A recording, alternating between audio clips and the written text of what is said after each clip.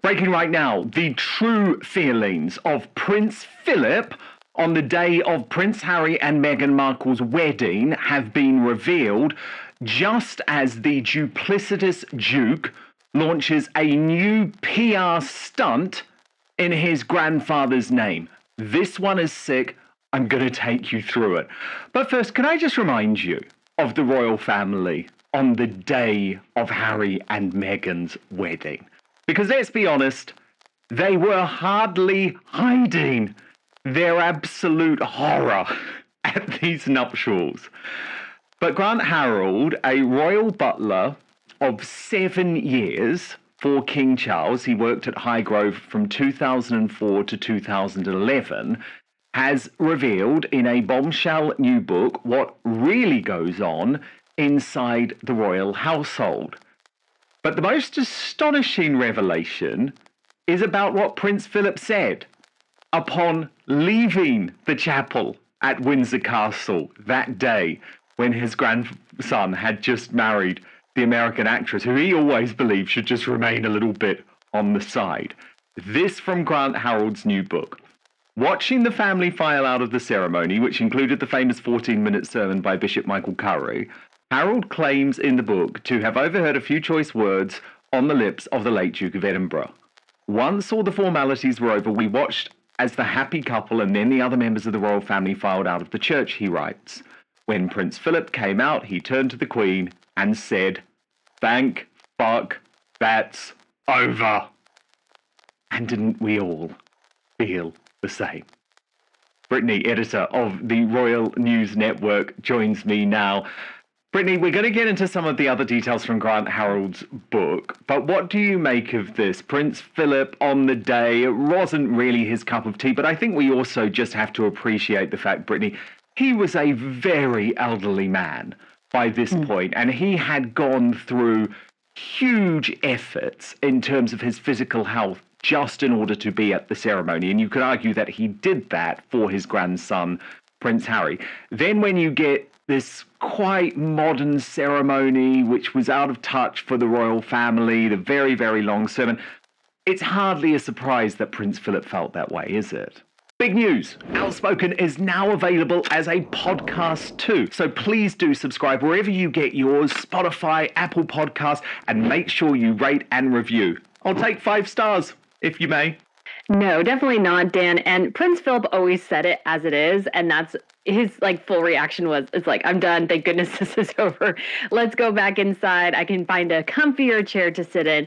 And we do just have to appreciate the long-standing service of Philip. And I think both the Queen and Philip were just looking at this whole situation going, we hope this works out well. But I think everybody saw the warning signs, everybody saw the red flags, and people were just, to their benefit, I think, in some ways, trying to give Meghan the benefit of the doubt. Of course, it went hugely sideways, but I'm sure everybody was just relieved to have the whole thing over, hoping maybe Meghan's, Bridezilla would calm down, although then she became Duchess-zilla. So that just continued on and on. But Prince Philip, you just got to love him. He just says it as it is. He has no airs in many ways, and so you just got to appreciate him. And he always knew that Meghan Markle was inappropriate, an inappropriate showgirl. He didn't have a problem with Harry having a dalliance with her, but he never thought that she was appropriate to marry into the royal family. And I think you could argue he was right, because what I think is so fascinating, Brittany, when you think back to the royal wedding, is actually the royal family were well ahead of most of the public. They knew what a nightmare Meghan was before most of us did. Very true. And I think when you look back at Meghan and sort of all the red flags and warnings, I mean, there's a reason why those are there. And there's a reason why, royals, sometimes it's best maybe to avoid people who are in show business or people with a past like Meghan. But I think the whole royal family saw that she was really in this only for the title and the money. I think they knew that this was going to end badly. They knew Harry was just wrapped up and high on the Megzilla, and he just couldn't see truth. And I think everybody tried to warn him against Meghan. He just would not listen to anyone. And the royals were like, we've seen this side of Meghan. We're hoping it's just a phase when in fact it was her real personality the entire time. And Harry, much to his discredit, adopted much of his wife's personality and terrible habits in dealing with staff as well. Harry became, a monster with her in many ways. And so again, it all comes down to Harry and the poor royal family. You have to admit they were probably really hoping this would work, and it just didn't. Yes, and I think we should never forget, Brittany, that Prince Philip's very subtle nickname for Meghan Markle was D-O-W. That stood for the Duchess of Windsor. Of course, the Duchess of Windsor was Wallace Simpson. He knew his history. And he was right. He may not have lived to see it all play out, but he was absolutely right. And I think it's particularly sick, Brittany, given we know Prince Philip's true feelings, that Harry has decided to use his grandfather in a VJ Day publicity stunt. This, of course, leaked to Cameron Walker of GB News. Now, he's the little Omid Scobie-like twit who's totally there to do the propaganda job these days for Harry and Meghan. Totally bizarre that GB News has gone down that path, but there you go. This headline story, Prince Harry's secret tribute to Prince Philip revealed as Duke of Sussex's letter placed at memorial. Now, the leak to GB News, the Duke of Sussex asked a friend to discreetly place the letter and a wreath at the Burma Star Memorial in Staffordshire. So why do we know about it if it was so secret? Because they leaked this news to GB News. And within the letter, Prince Harry said, "For me, this anniversary carries an added layer of meaning. My late grandfather, Prince Philip, Duke of Edinburgh, served in the Pacific Campaign. He spoke with quiet humility about those years, but I know how deeply he respected all who stood beside him in that theatre of war. Today, as I think of him, I think also of each of you, of the shared hardships, the bonds forged, and the legacy you leave." But as you posted on this, Brittany, Prince Harry's pitiful attempt to cosplay as a royal by leaving a pointless letter to veterans and evoking the memory of his dead grandfather despite his cruelty towards his family on his wife's behalf rings as wildly hollow, hypocritical PR stunt. He should stick to playing video games like he did while serving. No one wants to hear from Bunker Harry about service and sacrifice when he only serves himself and his wife. And to that, Brittany, I say, hear, hear. And shame on GB News for becoming this propaganda machine. It's like no one believes that Harry placed this there secretly, because if he did, the news would never have emerged. Right, and why even place it in the first place? I mean, it's just obviously a PR stunt. He got a willing stooge to go out there and set this letter down. And it's just so, I think, heartless and cruel and so many things for Harry to evoke the memory of his grandfather, to try to somehow say, oh, I know somewhat of maybe what you experienced, or talking about sacrifice when serving is sacrifice, and serving in the royal family is a sacrifice, one that his grandfather willingly made for decades. And Harry, as soon as his wife was like, oh, it's too hard, Harry, he scampered off and is just going off to fulfill and get his own million. So this guy knows nothing about sacrifice. I think because of the Invictus Games, Harry somewhat gets high on their experiences and somehow equates it to his own. So I think he lives in a level of delusion about his own military service. And Harry just needs to give this up. He left for very selfish reasons. He can have the Invictus Games, whatever, but stop doing this cosplay royal routine. It's tiresome. It's very tedious, and it's very, very annoying because he's not a royal anymore. He's a Hollywood producer, allegedly. Allegedly. I think that's a very big allegedly. And of course, we also had leaks, and I believe these are leaks, again, Brittany, with people who are close to Prince Harry, who are trying to find a way to ingratiate him, to bring him back into the royal story, post to the Sunday Times over the weekend over a new row involving the Duke of Westminster and the christening of his first daughter. So it's Roy and Nika who put this out there. William and Harry's closest friend, the Duke of Westminster, is considering whether to make both estranged brothers godparents to his daughter Cosima. William is set to be godfather, but amid ongoing royal tensions, will Harry. And the article makes the point that for many new parents, deciding who to choose as godparents is a minefield. For the Duke of Westminster, one of the closest friends of the Prince of Wales and the Duke of Sussex, it is a particularly delicate dilemma. After his wife Olivia gave birth to their first child last month, Hugh Grosvenor is still considering whether to ask Prince Harry to be a godfather amid ongoing tensions between the royal and his family. Friends of the couple say they have not yet made a final decision, but it is understood Prince William will be a godfather. He is so close to both princes that he is thought to be the only one of their friends chosen to be a godparent by both, so to Prince George and Prince Archie, even though the Sussexes have not publicly named the godparents. The Westminster's daughter was born in London last month. Both William and Harry have sent their congratulations to the couple, who have not yet set a date for Cosima's christening. Selecting both brothers as godfathers to his firstborn would be seen by many in royal circles as an attempt by Grosvenor to thaw the prince's frosty relationship. It is understood that William and Harry have not spoken since September 2022. So that's how it was spun in the mainstream media. But immediately, Tom Sykes, who is the man behind the brilliant Royalist Substack, but also very well connected in these stories, immediately said, this is rubbish. Like, there is no way that Hugh Grosvenor is going to put his relationship with the royal family on the line to try and play peacemaker between William and Harry. His choice is made, and the choice is William. And what Tom Sykes writes is really interesting. He says the implication seems to be that he may invite both, to which one can only say, channeling Princess Anne, not bloody likely. Yes, Grosvenor is that rare figure, one of the few mutual friends who maintain civil relations with both brothers. Yes, he is godfather to Prince George and to Archie. He may well wish the princes would patch things up. But the idea that he would try to engineer such a reconciliation, that he would presume this decades-deep blood-level feud might be soothed by a double godparent, would leave most of high society slack-jawed with horror.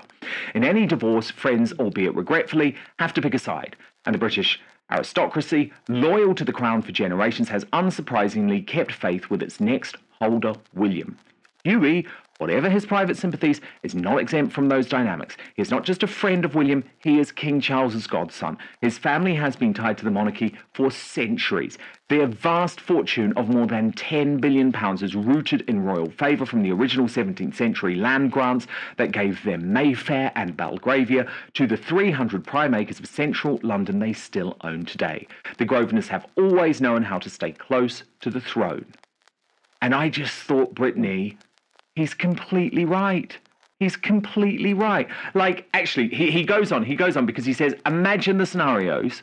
Invite Harry and tell William, then there is a real chance the heir to the throne simply wouldn't show. That would be a diplomatic disaster. Invite Harry without telling William. This seems unwise. Even if it didn't leak, which it would, William would be livid, and Hughie's position and the royal family's inner circle would come under pressure.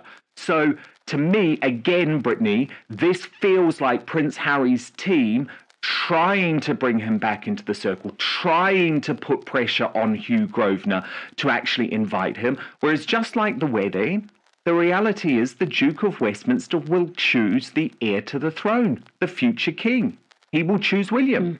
But first, let's be honest, what passes for journalism today is little more than politically charged activism with a headline slapped on top. Truth gets buried under layers of spin, agenda, and algorithm-driven narratives. That's why I turn to Ground News. It cuts straight through the noise and shows you exactly what's happening. Ground News brings together headlines from over 50,000 sources across the globe, but what really makes it powerful is the transparency. You don't just see the stories, you see the political bias behind every source, the ownership ties, and the coverage breakdown across the spectrum. That's why over 1 million people have downloaded Ground News. Even the Nobel Peace Centre praised it as an excellent way to stay informed, avoid echo chambers, and expand your worldview. See for yourself at ground.news/outspoken. My favourite feature is the blind spot feed.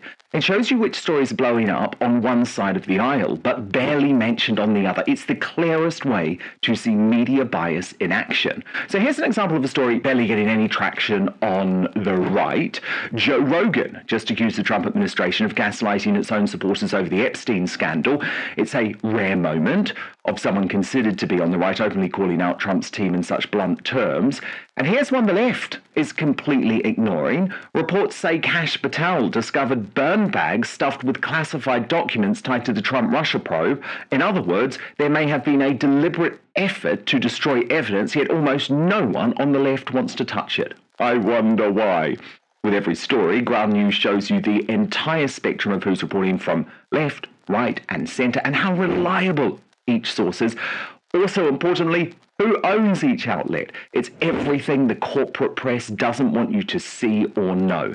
And right now, you can get 40% off the Vantage plan, which gives you unlimited access to all the features I personally use for just $5 per month. Just visit ground.news/outspoken, click the link in the description, or scan the QR code on screen. That's ground.news/outspoken. But now, back to the show. Oh, of course. I thought this story, Dan, was totally bizarre when I read it. I was like, what? Why would a christening be the best place to try to mend a family relationship, one that you're not even attached to? I mean, it just doesn't even make any sense, especially to pick both brothers. I would assume that Hugh and his wife would like to have another child. So, you could have William for one, Harry for the second. That's generally how it goes in most royal circles. And so I just found this to be completely and utterly bizarre and a very, very strange set of a story. I don't understand where it's coming from. And I agree with Tom. I just don't think Hugh would go down this path. I think he'll choose the brother who actually went to his wedding. If you remember, Harry did not go to Hugh's wedding. And so I think that when it comes to the first child, William is the obvious choice. I don't know why he would go elsewhere. And honestly, I've always been under a bit of the assumption that Hugh and William are closer than Hugh and Harry. And so I just have a sense that being closer, you would choose William. Why would that be a surprise? I don't quite understand. If it's Harry and Meghan's team or Harry's team pushing things to try to get back in, this is not the way to go, especially if you're putting words in somebody else's mouth. People just cannot stand that. Absolutely, but this is the strategy, and this is the strategy that we see constantly play out at the moment, like with the royal peace talks. I think it will fail, but I think we're going to see a lot more of it because Harry's UK team is very much on manoeuvres. Very, very much on manoeuvres. We're seeing that at the moment. Brenny, I've got to ask about William and Catherine and this revelation in The Sun over the weekend that they will be moving to Forest Lodge in Windsor Great Park. They've decided to do this because Adelaide Cottage, where they currently are, is very small, but also there's a lot of bad memories there. And that's Adelaide Cottage, but then you look at Forest Lodge, and it is a house fit for a king. But there's been a lot of pushback, Brittany, a lot of pushback over this. And actually, we can see inside the house here, and it got these renovations in 2001, but it's currently undergoing new renovations to prepare for the arrival of William and Catherine and their 3 children.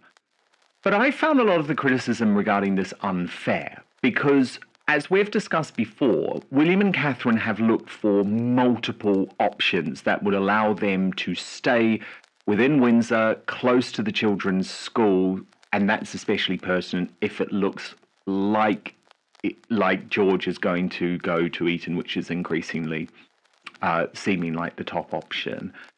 And they even considered, could there be a wing of Windsor Castle, for example, that would work for them? Now, in the end, Forest Lodge felt like the best option. They're very much making it clear to the public that they're not expecting this to be taxpayer funded in any way. They're going to fund the move themselves. And more importantly, they want to make the point that actually this is what they want their home to be, or their home to stay, even after William becomes king. Now, I think that raises a whole load of other issues, which there does need to be a debate about, like is the public really accepting of the fact that Buckingham Palace is not going to be home at all to our royal family anymore, that it's going to be a totally ceremonial palace?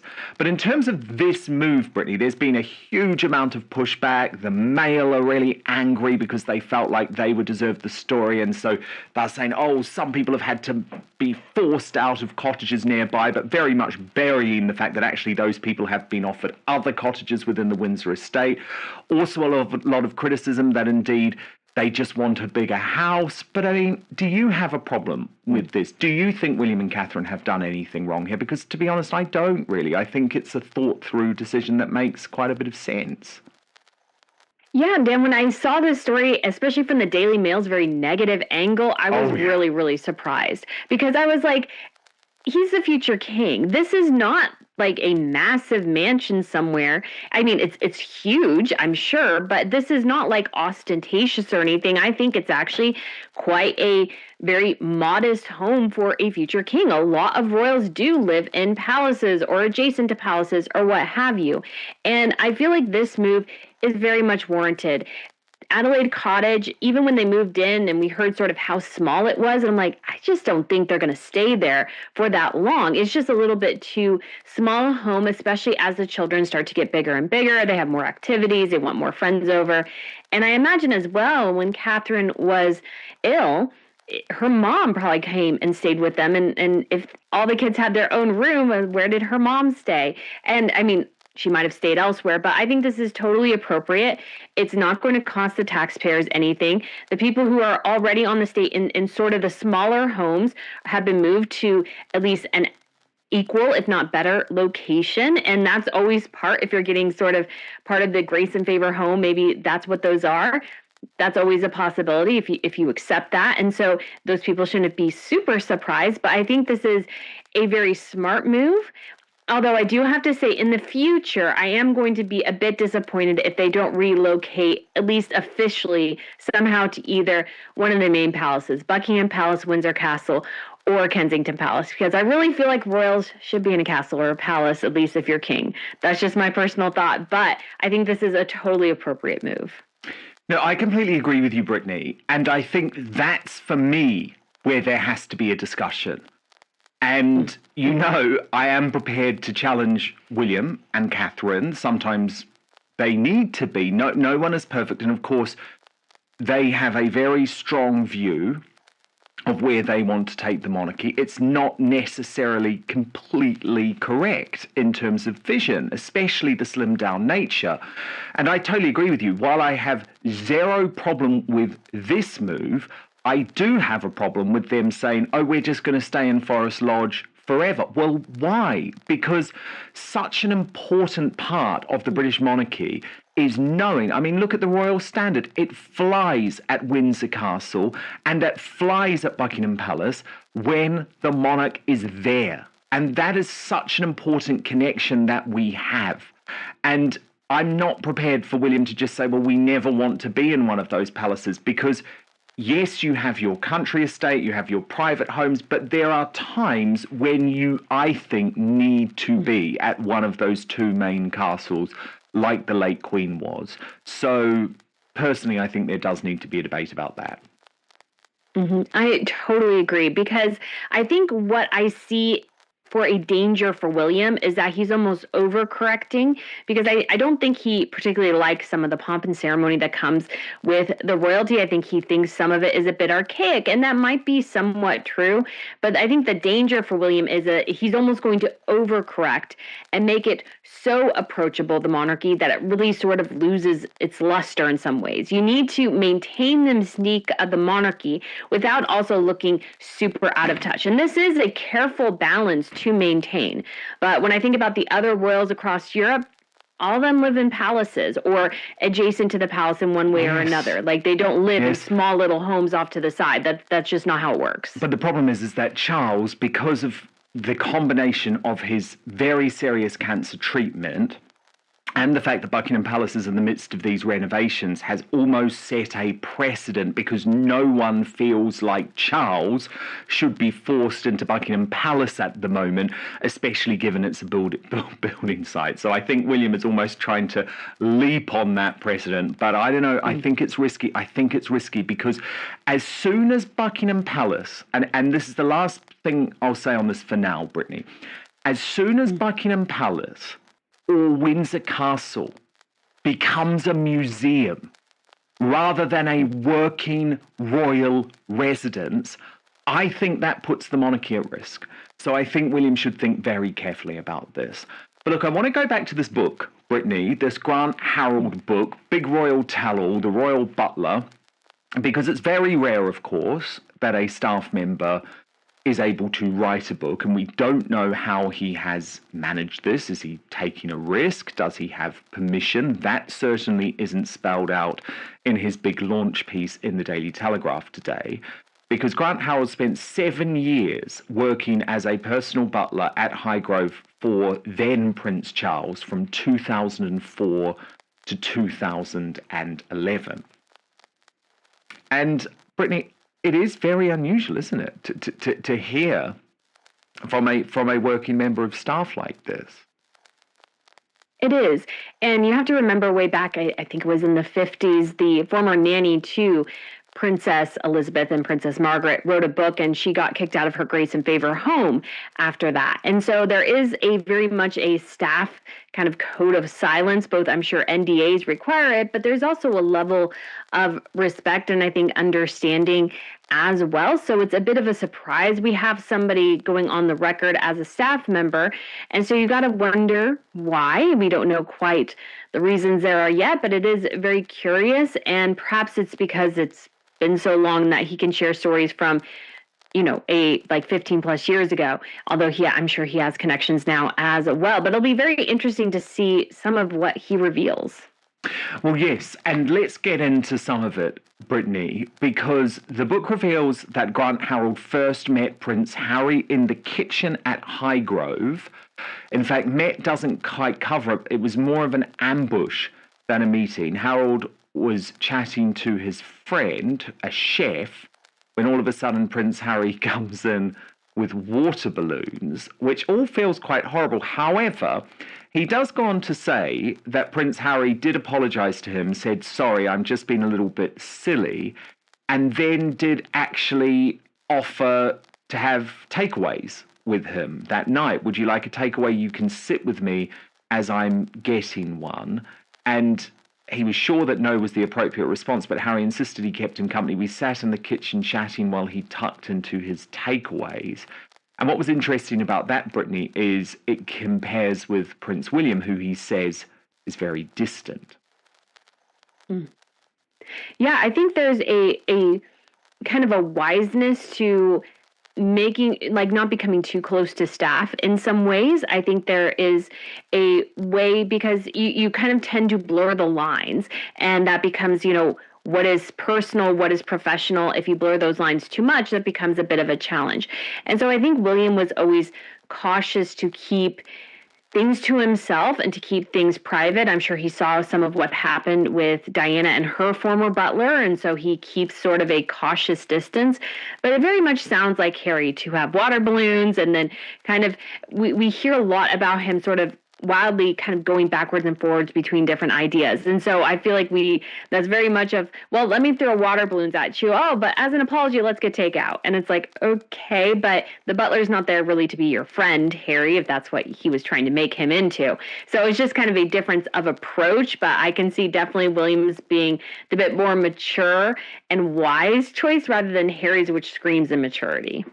He does push back on a lot of what Prince Harry wrote in Spare as well, by the way, over the relationship between Charles, Camilla, William, and Harry, because he says the four of them, I promise you, got on so well.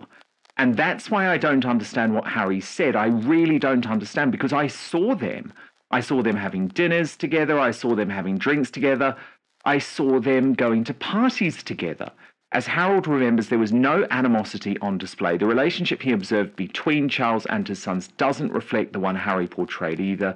The king used to do things to make them laugh and giggle. So I found that very interesting, Brittany.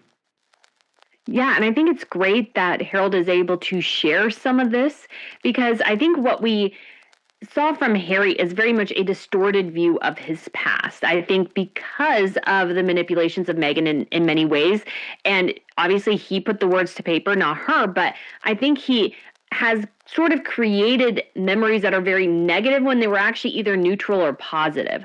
I think because maybe of too much therapy, he really has this very toxic view of his childhood and growing up. And I'm sure, yes, there were tensions. And honestly, William should have had more, because William was the one who was hearing all about the Camilla, Diana, Charles situation from his mother. And so William having more issues to me would make more sense, but we've seen William be the very mature person. But as you spend time with people, they had to get along in many ways. And I think for a long time, we did see them all get along. I didn't see any animosity. I feel like it only erupted once Meghan, I feel like, really, really scratched on Harry's either his mother wound or what have you.